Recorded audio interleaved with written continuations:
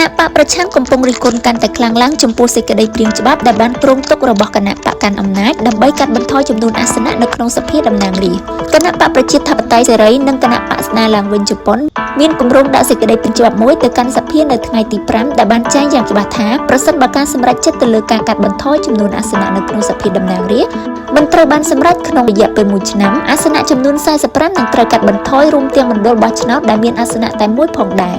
គណៈបកប្រឆាំងកំពុងជំទាស់កាន់តែខ្លាំងឡើងចំពោះសំណើនេះមេដឹកនាំគណៈបកខូមេតូលោកសៃតូបាននិយាយថានេះគឺជាវិធីសាស្ត្រដ៏លំបាកមួយក្នុងន័យមួយខ្ញុំត្រូវតែនិយាយថាវាបដិសេធដំណើរការនៃលទ្ធិប្រជាធិបតេយ្យមេដឹកនាំទីស្តីការគណៈបកប្រជាធិបតេយ្យដើម្បីប្រជាជនលោកហ្វឺរកាវ៉ាបាននិយាយថាវាដូចជានំម៉ាន់ជូដែលគ្មានស្នូលសណ្ដែកស្នូលសណ្ដែកគឺជាអ្វីដែលយើងត្រូវធ្វើអំពីប្រព័ន្ធបោះឆ្នោតដូច្នេះនំម៉ាន់ជូដែលគ្មានស្នូលសណ្ដែកមិនមែនជានំម៉ាន់ជូពិតប្រាកដទេ